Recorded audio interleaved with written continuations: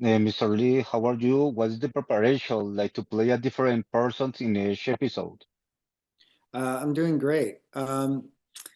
Basically, I read the script and I say, okay, this is the time period. This is who I'm leaping into, and it pretty much all starts from the wardrobe process. When I go in for my costume fitting, I start getting an idea of who I'm going to be leaping into and what age this person is, and also what I'm going to be doing throughout the episode. Say my character is doing a lot of running and jumping, I have to make sure that this person whose body I'm in can move a certain way that I want them to. So, say I leapt into someone who likes to wear 3-inch heels, and I know that there's a lot of running involved. I have to make sure that this it can all work out. So it first starts there. So I guess it sort of starts outside in, and then once I meet our cast members, because one thing that I like to say is I feel like I'm the perpetual guest star in someone else's show because our guest stars are so heavily featured and they have such a huge arc throughout the episode. And once I meet the other actor and we start sort of going over our scenes, I start getting a better idea. So the process pretty much starts from the wardrobe and then on the day, just having to rely a lot on my instincts. How is it like for you to recreate this world that was initiated 30 years ago, now adapted to this new era? It's a great honor, and the original show really affected a great amount of people in a very significant way. The show has always meant for good. It's putting right what once went wrong. And 30 years later, there's still a lot of wrongs that needs to be done right. And now we need to understand people and how they feel in their lives more than ever. So I feel extremely fortunate and blessed to be the center fixture of this sort of story, which stands for good. And for me, it's the idea is that we're continuing on a show that has once touched so many, and it's wonderful meeting fans of the original because it's not a rabid fan base. They're not like, oh my gosh, like it's more of like, I used to watch this show. It really touched me. I used to watch the show with my parents. It really touched me. This one particular episode really changed my life. It helped me to see myself, and it's always serving under underrepresented groups too. So this show is really meaningful in so many ways, and I feel extremely fortunate to be a part of something that means well.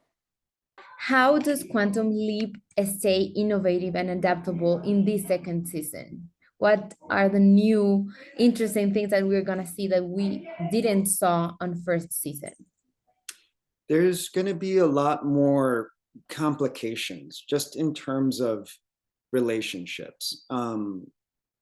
I think it's public knowledge that we've added 2 new series regulars this season, 2 series regulars that have um, an immense resume, and they're incredible actors and they're singular beings themselves. And what they've been able to bring to the second season is, I think, everything that we all could have wished for, and then more, because they add just complex layers to the story. And as I mentioned, we're straying further away from the mythology and of how the science behind this is. We've already established that, so now we're just going deeper. We're going deeper into, and putting each of our characters in really compromising situations, and see what we're willing to give up for one another or what we're not willing to give up. And you know I'm just really impressed with the revealing of the storytelling this season. And currently we have 4 more full episodes left to shoot, and I'm reading these scripts now, and I thought by the mid-season finale that we've might have, blown everything that we have had in the idea pile, but the ante got upped, and it's a pretty remarkable season. Hi, Raymond. Thank you for your time. I'm very pleased to meet you. One of the most interesting thing about the original Quantum Leap and this new show is because the main character is playing different roles in different situations. There's, I don't know, a Western episode in space, you were a prize fighter, a priest. And in the second season, also, well, there is an episode with the LA riots and Egypt. But what has been the most difficult moment of making the show?